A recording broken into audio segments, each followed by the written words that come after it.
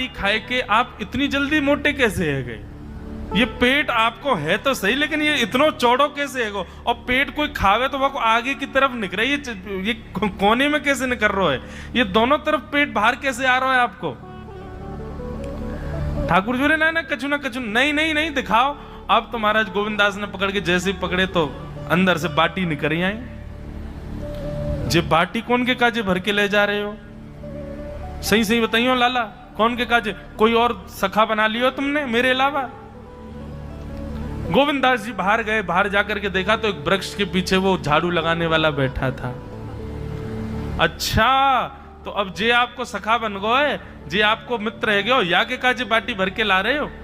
ठाकुर जी कहे अच्छा, अरे भैया ठीक है, अब तू सबंत कह मत दियो कि मैं या के संग आयो, या के संग खेलूं। अरे बेचारो बड़ो प्रेम करे मोते, ये भूखो बेचारो, मैंने सोची या के काजे बाटी ले चलूं। गोविंददास जी के चित्त में एक क्षण के लिए तो ये भाव आ रहा है कि ठाकुर जी कितने प्रेमी हैं, लेकिन बाहर से कैसा दिखा रहे हैं? बोले स्वयं ने इतने सारे ग्रंथ निर्माण करा दिए, 4 वेद लिखवा दिए, उन पुराणों में शुद्धि, पवित्रता, अपरसता, सबके इतने नियम बना दिए, और खुद क्या कर रहे हो? हैं? कोई किस तरह पर बैठ के घूम रहे हो, कहीं जा रहे हो, कछु भी खा रहे हो? ठाकुर जी बोले अब ये सब नियम तो मानवन के लिए है ना, हम तो जय जय हैं, हम थोड़ी करेंगे इन नियमन को। बोले चुपचाप चलो और आचमन करो, शुद्धि करो, तब जाइयो मंदिर में। वहीं गोविंद कुंड के पास में गोविंदास जी ने जबरदस्ती ठाकुर जी बैठा दिए।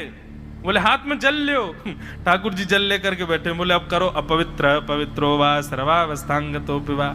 ठाकुर जी आचमन कर रहे हैं, अपनी पवित्र कर रहे हैं ऊपर से लेकर नीचे तक। इतने में ही गोविंददास बोलते बोलते बोलते बोलते पीछे के गए और ठाकुर जी की पीठ पे जाकर के एक धक्का दियो महाराज, पूरे ठाकुर जी डुबा दिए कुंड में। ठाकुर जी पूरे ऊपर से नीचे तक भीज गए। ठाकुर जी बोले दारी के तेरी शिकायत करूंगो, गुसाई जी तक कहूंगो तू ऐसे करे मेरे संग। गोविंदास बोले मैं बता दूंगा तुम कौन कौन के कंधान पे चढ़ के घूमो। आप मंदिर के लिए इतना नियम बना रखो है, नहा के आओ, धो के आओ, हाथ पांव खासा करके आओ, और कुछ अपवित्र वस्तु मत छीलेना, अपरस में रहना, गीला वस्त्र तन पे होना चाहिए। आपकी सेवा के लिए इतने नियम, और खुद क्या कर रहे हो?